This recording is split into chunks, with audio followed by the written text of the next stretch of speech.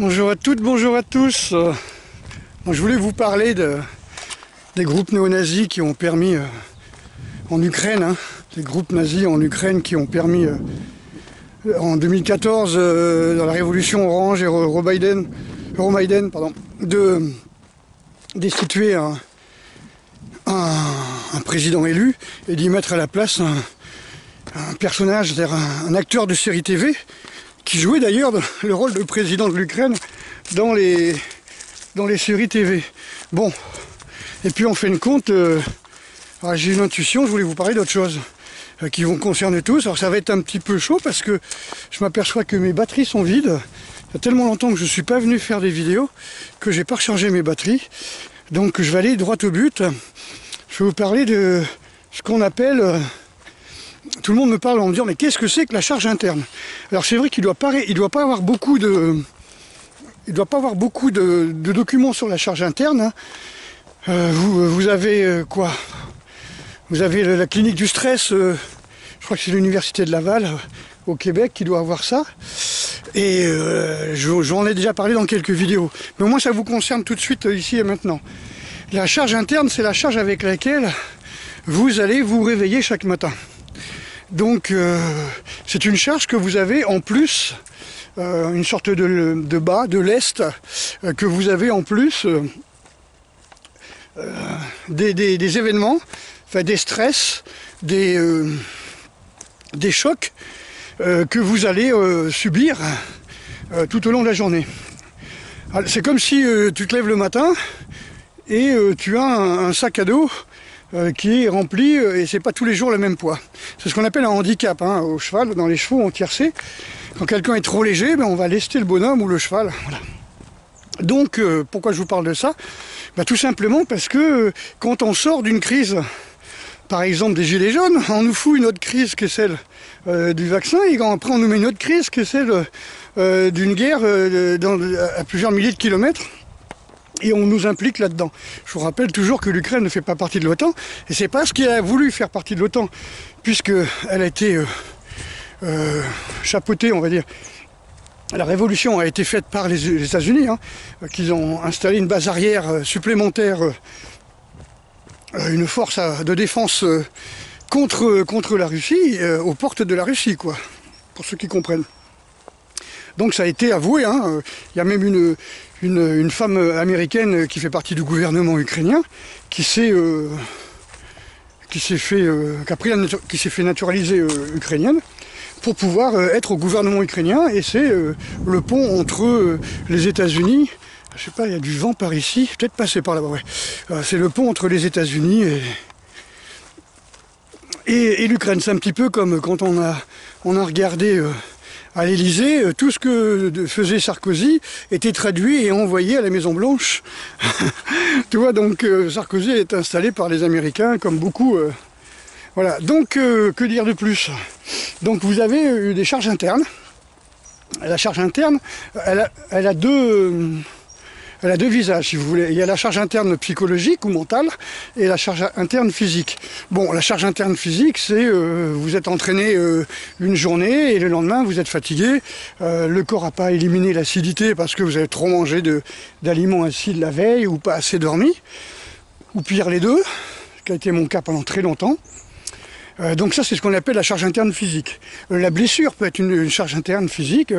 Tu t'es foulé une cheville, tu as une tendinite au coude parce que tu te reposes pas assez, tu te réveilles le matin, la tendinite est toujours là, donc tu vas commencer ta journée avec la tendinite, et puis tu vas faire cette journée à la tendinite. Et toutes les douleurs physiques que tu vas avoir dans la journée vont s'additionner avec cette tendinite. D'accord? Une charge interne, c'est vraiment un handicap avec lequel on se lève le matin et avec lequel on se couche le soir. Autre sorte de charge interne, c'est la charge interne mentale. Et la charge interne mentale, c'est un petit peu ce qui nous balance depuis plusieurs années. Il y a encore du vent.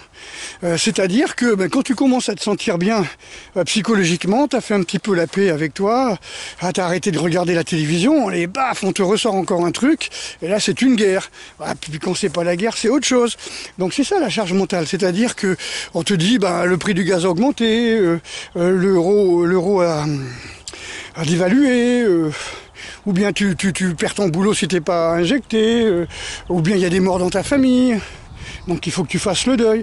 Donc toutes ces charges internes mentales, c'est des charges internes psychologiques que tu additionnes, que tu additionnes, que tu prends sur toi quand tu te lèves le matin et qui vont s'additionner avec toutes les charges internes mentales que les journaux télévisés, les voisins, les vidéos internet vont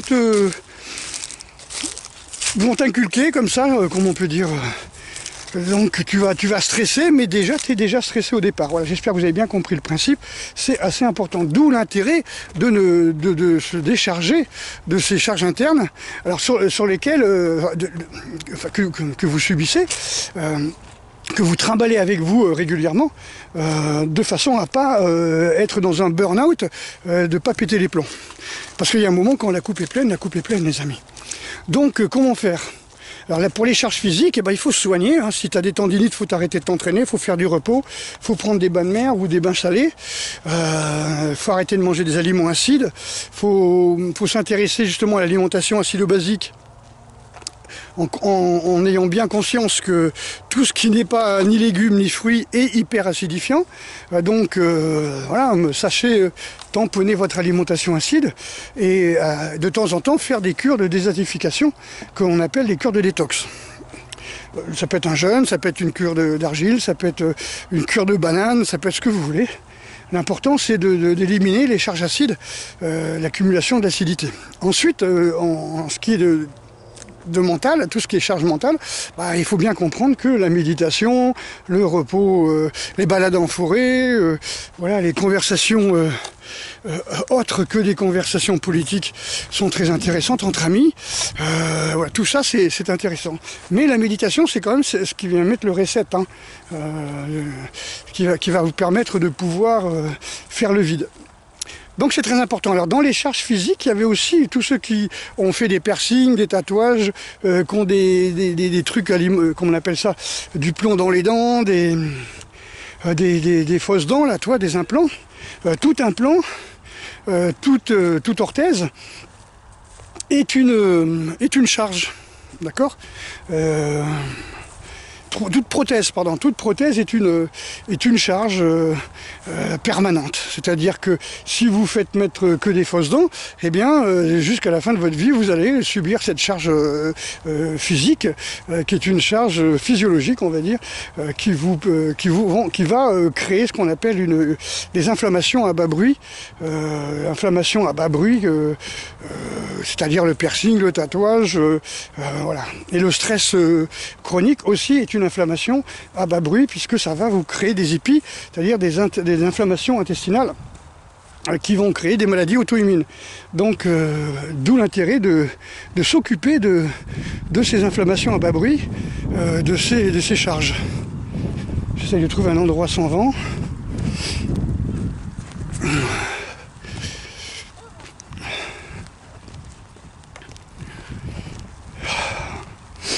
Voilà, donc sachez par exemple méditer dans le silence, sachez enlever vos piercings, attention à vos cicatrices, hein. Chaque cicatrice, chaque scarification, chaque blessure cutanée crée aussi des inflammations à bas bruit.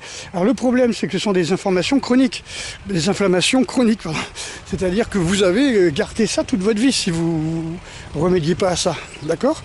Bon, le tatouage malheureusement, ça, tu vois, les gens qui sont tatoués tout le bras, toute la jambe, qui ont des piercings, qui bouffent des pâtes sans prendre de légumes ni de fruits par exemple dans le repas, qui mangent des pizzas, des hamburgers, des kebabs, toi qui regardes les JT à 20h, hein, des machins mainstream, là, des chaînes mainstream, eux, bon, ils sont en pleine dans l'inflammation, quoi. Alors l'inflammation à bas bruit, hein, donc, mais quand c'est une inflammation à bas bruit qui s'accumule tous les jours, ça devient lourd, quoi. C'est comme toi, j'ai un sac à dos que je garde au club pour permettre aux gens, quand ils me parlent de self-défense, de leur technique, là, je veux même pas les citer, je vais avoir des nausées, eh bien je leur dis ok, vas-y, montre-moi. Voilà, alors tu te promènes dans la rue, un mec t'attaque, comment tu fais? Voilà. Je lui dis et pourquoi le mec t'attaque? Il t'attaque parce qu'il a quelque chose à voler, parce que tu es en voyage, parce que tu es dans une gare ou tu vas vers un hôtel. Donc tu as un sac à dos et je lui file le sac de 30 kg. Et le sac de 30 kg, c'est un sac avec 30 laisses de 1 kg. Alors vous voyez, ce sont chaque leste est une inflammation à bas bruit, mais quand on a une trentaine, eh bien, ça tire un petit peu dans la colonne vertébrale. Voilà exactement ce que c'est que des inflammations chroniques à bas bruit, c'est-à-dire que vous allez accumuler tout ça, et quand vous faites des prises de sang, vous le voyez tout à fait, vous demandez à que l'on cherche un petit peu les marqueurs d'inflammation, et puis vous allez trouver, quoi. D'accord? Donc n'oubliez pas, piercing, tatouage, blessure, scarification, tendinite, tout ça, la tendinite, et c'est vraiment le truc basique, hein. Allez, je vois que ça s'arrête. Je vous fais un gros bisou les copains et les copines. J'ai plus de batterie et je vous dis à très bientôt. Soignez-vous.